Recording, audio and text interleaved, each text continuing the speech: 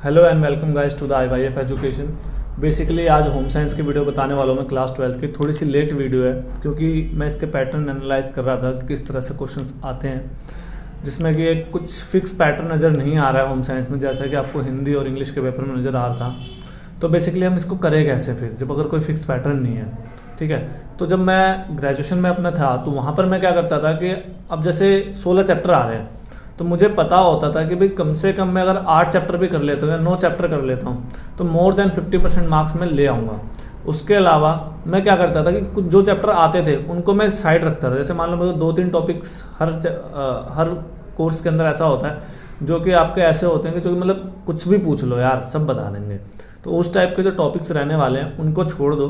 उसके अलावा मैं बात करूँ तो अगर हम मॉड्यूल्स की बात करें तो यहाँ पर जैसे स्क्रीनशॉट में आप देख रहे होगे कि देखो पहला जो मॉड्यूल है उसके अंदर आपको मिलता है 4 मार्क्स का क्वेश्चन जिसमें 3 चैप्टर आने वाले हैं। ठीक है, तो अभी आप 4 मार्क्स के लिए 3 चैप्टर पढ़ना कहाँ तक आपको ठीक लगता है, तो आप सोचो। मेरे हिसाब से तो बिल्कुल भी ठीक नहीं है।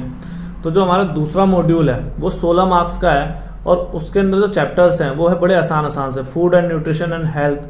ठीक है, मील प्लानिंग यानी भोजन को किस प्रकार से हमें बनाना चाहिए, क्या चीज़ें होनी चाहिए। उसके अलावा न्यूट्रिशन स्टेटस, ठीक है, पोषण का स्तर।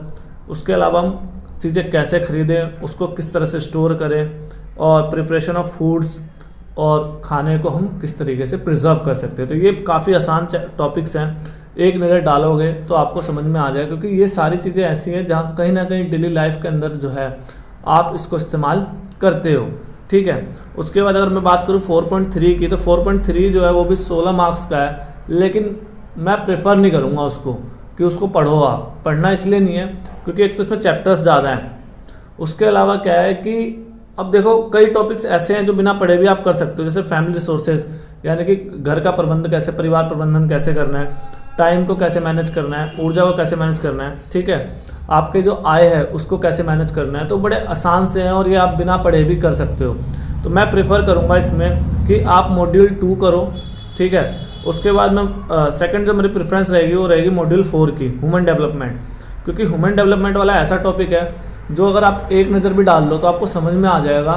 क्योंकि पिछले कुछ जो चैप्टर्स हैं इसके, देखो पहला चैप्टर तो वो है कि 0 से 5 साल तक क्या डेवलपमेंट रहती है बच्चों की, ये आपने 10th में भी पढ़ा होगा अगर आपके होम साइंस होगी।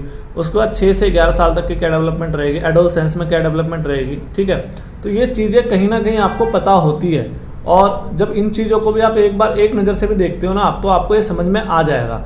ठीक है, तो मैं आपको प्रेफर करता हूँ मॉड्यूल 2, मॉड्यूल 4 और उसके बाद मॉड्यूल 5 आप कर सकते हो चाहो तो, लेकिन मेरे हिसाब से बहुत मुश्किल रहने वाला है।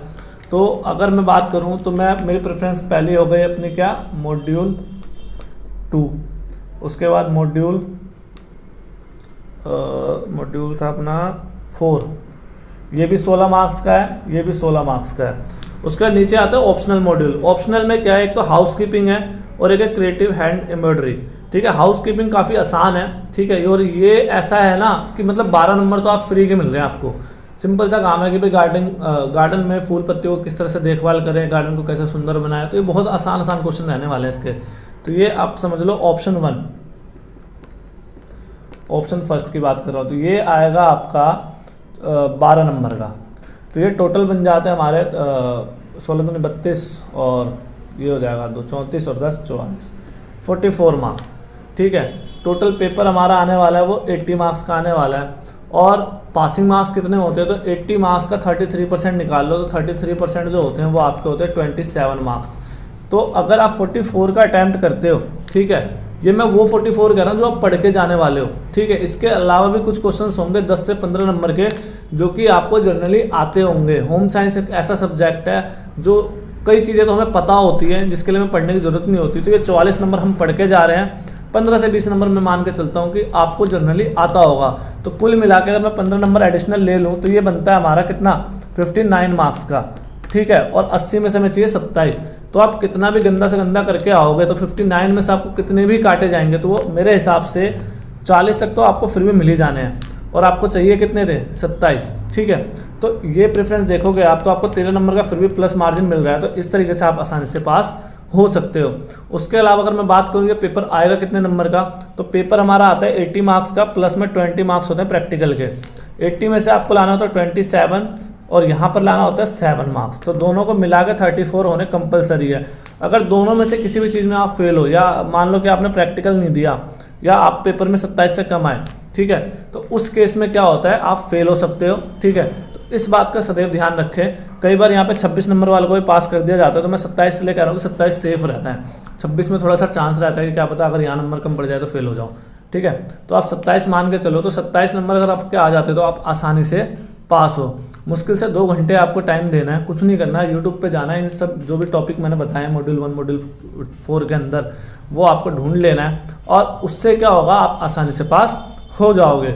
उसके अलावा मॉड्यूल 1 की बात करो तो मॉड्यूल 1 में क्या आता है, क्वेश्चन 4 नंबर का टॉपिक है, लेकिन क्वेश्चन बड़े आसान रहने वाले हैं इसमें पहला क्वेश्चन आता है कि होम साइंस के स्कोप बताइए, कि मतलब होम साइंस करके आप क्या कर सकते हो।